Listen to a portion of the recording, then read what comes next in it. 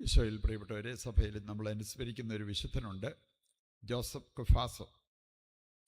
ഇനി അദ്ദേഹത്തിൻ്റെ ചെറുപ്പം മുതലേ പുള്ളി വിളിക്കപ്പെട്ടിരുന്ന ഒരു പേരുണ്ട്, കൊച്ചു വിശുദ്ധൻ എന്ന് പറഞ്ഞ് ചെറുപ്രായത്തിലെ തന്നെ അത്രയും നല്ല വിശുദ്ധ ജീവിതം നയിച്ചു. അതിനുവേണ്ടി ജീവിതം മാറ്റിവെച്ച ഒരു വ്യക്തിയാണ്.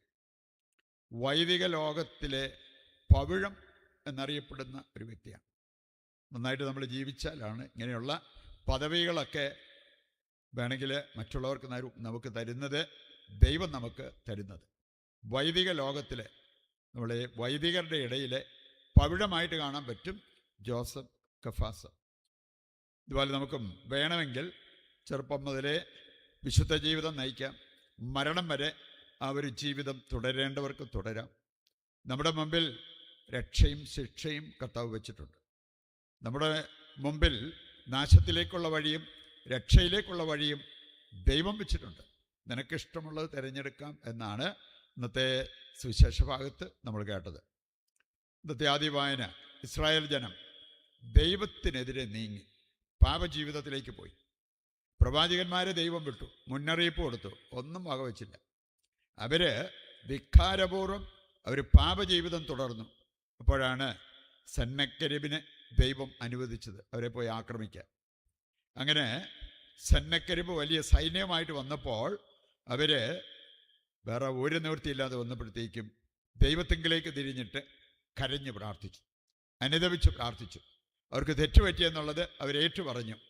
അപ്പോൾ ദൈവം ചെയ്ത ഒരു കാര്യം, ദൈവം സന്ദേശം കൊടുക്കുകയാണ്, നിങ്ങൾ പേടിക്കൊന്നും വേണ്ട.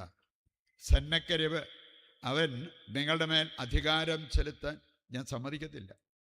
സന്നക്കരീബ് അവനിങ്ങനെ ഒരു ചാൻസ് കിട്ടിയപ്പം അഹങ്കാരത്തിൻ്റെ കൊടുമുടിയിലേക്ക് അവൻ കയറി.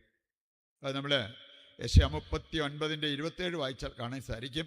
സന്നക്കരീബിനെ കുറിച്ച് കർത്താവ് പറഞ്ഞൊരു കാര്യം, നീ എന്നോട് കോപിക്കുകയും നിന്റെ അഹങ്കാരം ഞാൻ കാണുകയും ചെയ്തതുകൊണ്ട് ഇതാണ് ഞാൻ നിനക്ക് വെച്ചിരിക്കുന്നത്, എൻ്റെ കൊളുത്ത് നിൻ്റെ മൂക്കിലും കടിഞ്ഞാൺ നിൻ്റെ വായിലുമിട്ട് നീ വന്ന വഴിയെ നിന്നെ തിരിച്ചോടിക്കും. അത് ചെറിയ കാര്യം വല്ലതും ആണോ? ഇങ്ങനെ ഒരു കാര്യത്തിന് കർത്താവ് വരുമ്പോഴാണ് നമുക്ക് ആർക്കെങ്കിലും പിടിച്ചു നിൽക്കാൻ പറ്റുമോ? അതുകൊണ്ട് ഒരു കാരണവശാലും ദൈവത്തെ ധിക്കരിക്കരുത്, അഹങ്കാരത്തിലേക്ക് വഴുതി വീഴരുത് എന്നുള്ള ആ വലിയ സന്ദേശമാണ് നമുക്കിവിടെ ലഭിക്കുക. ഇനി അങ്ങനെ എങ്ങാനും നമ്മുടെ ജീവിതത്തിൽ അതിന് ഇടവന്നെങ്കിൽ അടുത്ത മാർഗം എന്ന് പറഞ്ഞാൽ അനുദപിച്ച് കർത്താവിൻ്റെ പക്കലേക്ക് തിരിയുക. അങ്ങനെ അനുദപിച്ച് കർത്താവിൻ്റെ പക്കലേക്ക് തിരിഞ്ഞവരെ ആരെയും കർത്താവ് കൈവിട്ടിട്ടില്ല. നമുക്ക് ആ ഒരു ബോധ്യമുണ്ടെങ്കിൽ നമ്മളാരും നിരാശപ്പെടേണ്ടി വരില്ല, വഴിതെറ്റിപ്പോകേണ്ടി വരില്ല, നിത്യനാശത്തിലേക്ക് പോകേണ്ടി വരില്ല. ഒരു കാര്യം നമ്മളോട് ശ്രദ്ധിക്കാൻ കർത്താവ് പറയുന്നുണ്ട്, നീ എന്ത് ദൈവത്തിൽ നിന്നും മറ്റുള്ളവരിൽ നിന്നും ആഗ്രഹിക്കുന്നുവോ അത് നീ ചെയ്യണം. നിനക്ക് സ്നേഹം കിട്ടണമെന്നുണ്ടെങ്കിൽ നീ സ്നേഹിക്കണം, ക്ഷമ കിട്ടണമെന്നുണ്ടെങ്കിൽ നീ ക്ഷമിക്കാൻ തയ്യാറാകണം, കരുണ കിട്ടണമെന്നുണ്ടെങ്കിൽ നീ കരുണ കാണിക്കാൻ തയ്യാറാകണം.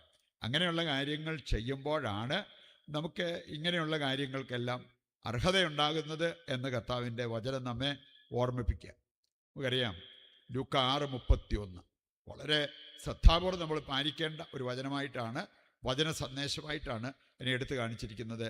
മറ്റുള്ളവർ നിങ്ങളോട് എങ്ങനെ പെരുമാറണമെന്ന് നിങ്ങൾ ആഗ്രഹിക്കുന്നോ അങ്ങനെ മറ്റുള്ളവരോട് പെരുമാറുക.